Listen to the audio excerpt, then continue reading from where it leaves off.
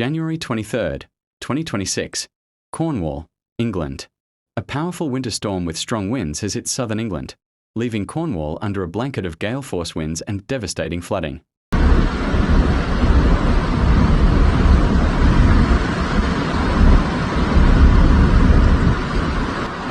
Winter storm Ingrid lashed large areas of southern and southwestern England, including Cornwall, Devon, Dorset, and parts of the Midlands, on Thursday evening, bringing heavy rain and strong winds, causing widespread power outages, flood warnings, flooding homes, downed trees, damage to infrastructure, and serious disruption to transport.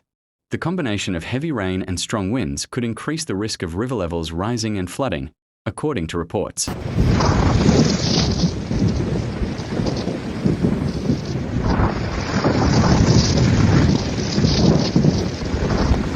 The phenomenon was an extratropical winter storm, which usually forms in temperate regions such as Europe and in conditions of heavy rainfall and low air pressure.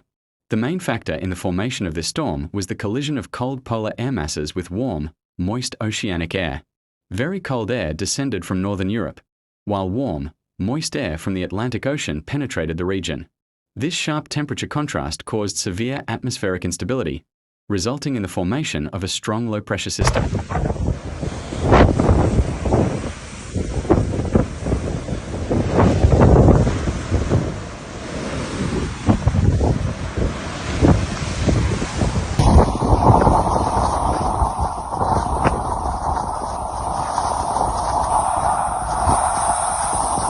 Storm Ingrid was formed by a sharp drop in air pressure, which caused air to be pulled towards its center at high speed, generating strong winds. Due to the Earth's rotation, the current spiraled, and as warm, moist air rose, it produced rain clouds and heavy rainfall. The intrusion of cold air behind the system increased the pressure difference, increasing the winds and sea waves. The storm was particularly damaging and destructive due to its strong winds, heavy rainfall, coastal impact, and occurrence in winter, when the ground was already saturated with moisture.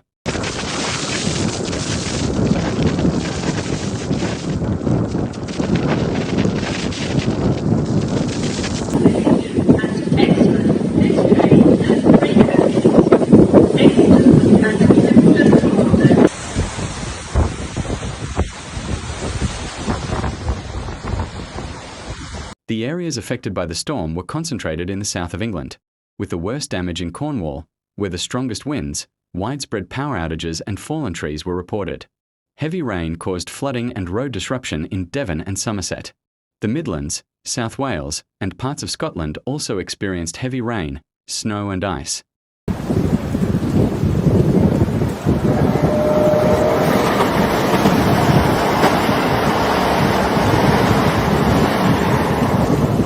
The storm's winds were very strong, reaching speeds of up to 170 km per hour in some parts of southwest England, particularly Cornwall, uprooting trees and power lines. It also brought heavy rain, with the highest rainfall recorded in a short period of time, reaching 58.7 millimeters, causing rivers to burst their banks and streets to flood.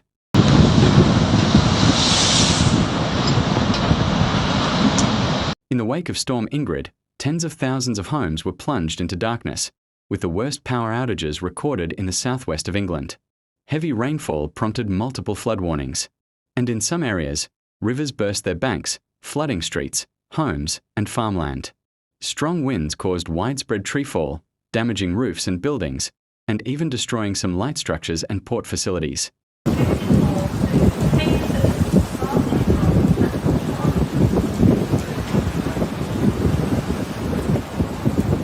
In the transport sector, high storm surges and flooding in some areas closed roads and disrupted the rail network, causing train cancellations and delays. Flights and sea routes were also disrupted. On the coast, high waves caused severe beach erosion and damage to piers and ports. Water ingress into homes, damage to cars, and destruction of walls and urban facilities were also reported. Socially, some areas were temporarily evacuated, people needed emergency assistance, and emergency services and utilities were under great strain.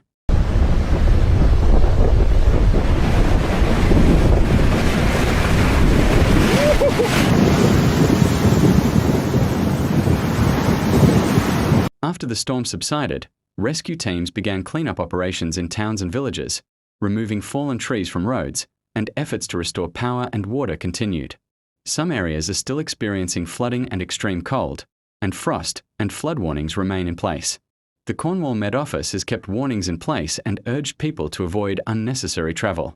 The risk of flooding remains in some areas, and people are urged to take precautions and stay away from high-risk areas.